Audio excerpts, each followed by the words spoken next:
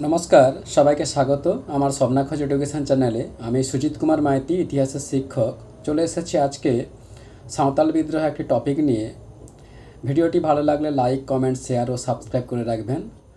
আর পাশের নোটিফিকেশান বোতামটি সক্রিয় করে পাশে থাকবেন, যাতে এই রকম নতুন নতুন ক্লাস ভিডিও সবার আগে আপনার কাছে পৌঁছে যেতে পারে। শুরু করছি আজকের বিষয়, সাঁওতাল বিদ্রোহ পার্ট 2, বিস্তারিত ব্যাখ্যা। কি বলা হচ্ছে, প্রথমে কি বলছে যে জমিদার ও কোম্পানির কর্মচারীদের অত্যাচারে সাঁওতালরা ছোটনাগপুর সন্নিহিত এলাকা ত্যাগ করে রাজমহল পাহাড়ের পার্বত্য অঞ্চলে ও মুর্শিদাবাদের একাংশ বনভূমি পরিষ্কার করে সেখানে বসবাস ও কৃষিকাজ শুরু করে। তারা এই অঞ্চলের নাম দেয় দামিনী কোহ বা পাহাড়ের প্রান্তদেশ। যদি বলা হয় যে সাঁওতাল বিদ্রোহ কবে শুরু হয়েছে, সময়কাল 1855 খ্রিস্টাব্দের 7ই জুলাই। স্থান কি বলা হচ্ছে যে ছোটনাগপুর সন্নিহিত এলাকার ভাগনাডিহির মাঠে। নেতা কারা ছিলেন? সিধু কানু, চাঁদ ভৈরব, কালু প্রমাণিক, ডোমন মাঝি। আর যুদ্ধের প্রতীক হিসাবে যদি বলা যায় শালগাছের ডাল। এবার বলা যেতে পারে যে সাঁওতাল বিদ্রোহ কেন সংগঠিত হয়েছিল বা এর কারণগুলি কী ছিল। যদি প্রথম কারণ বলা যায় যে জমি থেকে উচ্ছেদ।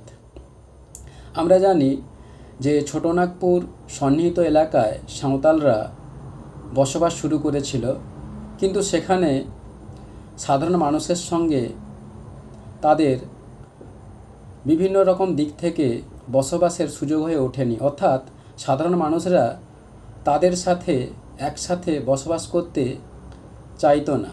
সেই কারণে কি করেছে, তাদেরকে বিভিন্ন রকম দিক থেকে নাজেহাল করত, যাতে তারা সেই এলাকা থেকে কোনো অন্য জায়গায় চলে আসে।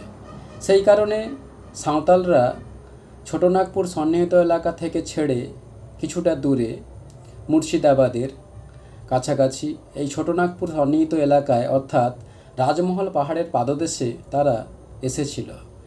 রাজমহল পাহাড়ের পাদদেশটা বনভূমি, সংকীর্ণ এলাকা, বন্ধুর ভূপ্রকৃতির দ্বারা পরিবেষ্টিত ছিল। সাঁওতালরা এসে কি করেছিল, এই পাথুরে জমি থেকে মাটি বের করে উর্বর করে চাষবাস শুরু করে এবং বনভূমি পরিষ্কার করে সেখানে বসবাসের যোগ্য করে তারা বসবাস শুরু করে। কিন্তু পরবর্তীকালে ব্রিটিশ সরকার এই রাজমহল পাহাড়ের পাদদেশটা যখন পরিষ্কার হয়েছে, তখন এই জায়গাটা তাদের দৃষ্টি পড়ে। তাই জন্য তারা কি করলো, বলল এখান থেকে রেলপথ যাবে, অর্থাৎ রেলপথ বিস্তার হবে।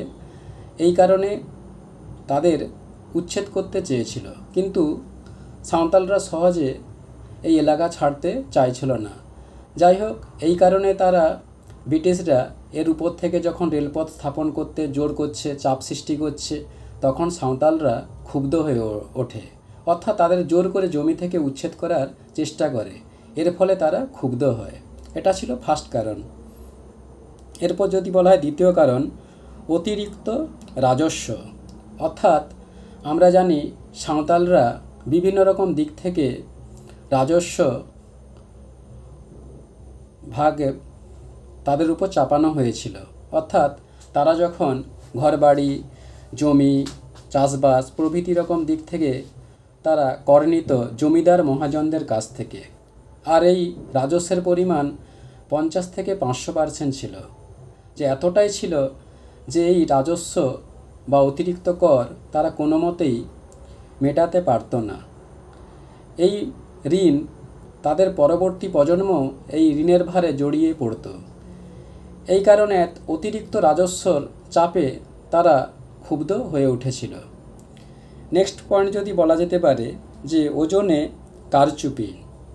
ওজনে কারচুপি বলতে এখানে ব্রিটিশ সরকার দুটো বাটখারার প্রচলন করেছিল, কেনারাম আর বেচারাম। অর্থাৎ সাঁওতালদের কাছ থেকে কেনার সময় অথবা বিক্রি করার সময় তারা দুটো বাটখারার প্রচলন করেছিল। যে দুটো বাটখারার নাম দিয়েছিল তারা কেনারাম ও বেচারাম। কেনারাম যদি বলা যেতে পারে যে ব্রিটিশরা যখন সাঁওতালদের কাছ থেকে কোনো কিছু জিনিস কিনত, তখন ব্রিটিশরা বেশি ওজনের বাটে কম ওজন লিখে রাখত। অর্থাৎ ব্রিটিশরা এইভাবে সাঁওতালদের থেকে বেশি জিনিস নিত আর কম দাম দিত। এইভাবে তারা সাঁওতালদের কী করতো? ঠকাতো। এবার যদি বলা যায় বেচারামটা কি, অর্থাৎ ব্রিটিশরা যখন সাঁওতালদের কোনো কিছু জিনিস বিক্রি করত তখন ব্রিটিশরা কম ওজনের বাটে বেশি ওজন লিখে রাখত। অর্থাৎ ব্রিটিশরা সাঁওতালদের কম জিনিস বিক্রি করে বেশি দাম নিত, এতে সাঁওতালরা ঠকত। এইভাবে ওজনে কারচুপি করে সাঁওতালদেরকে প্রায় ঠকানো হতো।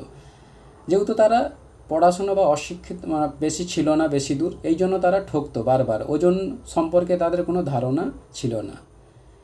এই কারণেও তারা ক্ষুব্ধ হয়েছিল। পরবর্তীকালে কারণ যদি বলা যেতে পারে পরের অত্যাচার।